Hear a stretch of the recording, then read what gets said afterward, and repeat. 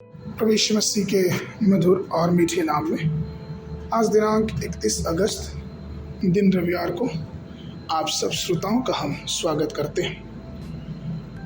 आज के दिन के लिए जो वचन वो लिया गया है भजन संहिता की पुस्तक उसका 22 अध्याय 3 पद। वचन कहता है, परंतु हे तू जो इस्राएल की स्तुति के सिंहासन पर विराजमान है, तू तो पवित्र है। प्रियो, स्तुति और आराधना न केवल हमें प्रभु के करीब लेके जाती है, बल्कि हमें परमेश्वर की महिमा में उपस्थिति को भी दर्शाती है। इसलिए जो कोई परमेश्वर की उपस्थिति का अनुभव करना चाहता है, उसे चाहिए कि वो परमेश्वर के नाम की महिमा करे। व्यवस्था पिंड उसका 4 अध्याय 7 और 8 पद कहता है, देखो कौन ऐसी बड़ी जाति है जिसका देवता उसके ऐसे समीप रहता हो जैसा हमारा परमेश्वर यहोवा, जबकि हम उसको पुकारते हैं। फिर कौन ऐसी बड़ी जाति है जिसके पास ऐसी धर्म में विधि और नियम है जैसे कि यह सारी व्यवस्था जिसे मैं आज तुम्हारे सामने रखता हूँ।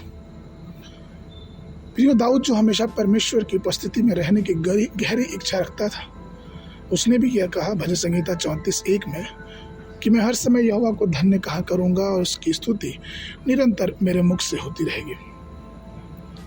दाऊद फिर से भजन संहिता उसके 92:1-3 पद में इस प्रकार से कहते हैं, यहोवा का धन्यवाद करना भला है, हे परम प्रधान तेरा भजन गाना, प्रातःकाल को तेरी करुणा और प्रति रात तेरी सच्चाई का प्रचार करना, दस्तार वाले बाजे और सारंगी पर और वीणा पर गंभीर स्वर से गाना भला है। जी हाँ, परमेश्वर की स्तुति अपने सारे तन, अपने सारे मन, अपने सारे प्राण और अपनी सारी शक्ति से करना महान और भला है। ऐसे करने से हमारी जो सहभागिता है वो परमेश्वर के साथ बढ़ती जाती है और परमेश्वर के अनुग्रह और परमेश्वर की सामर्थ्य को हम अपने जीवनों में देखने और समझने पाते हैं। परमेश्वर के प्रिय लोगों, अगर आप अपने जीवनों में इस सुधार को लाएं कि हम हर समय परमेश्वर की उपस्थिति में उसकी आराधना करेंगे, उसके नाम को हम ऊंचा और ऊंचा उठाएंगे, तो प्रियो हम पाएंगे कि हमको किस प्रकार से परमेश्वर की सामर्थ्य भरती जा रही है और हम किस प्रकार से उसकी उपस्थिति में एक बहुत बड़े आनंद का अनुभव कर रहे हैं।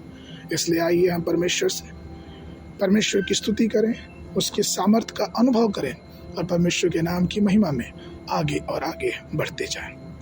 आज के मनन के लिए यशायाह नबी की पुस्तक उसका 12 अध्याय 4 पद।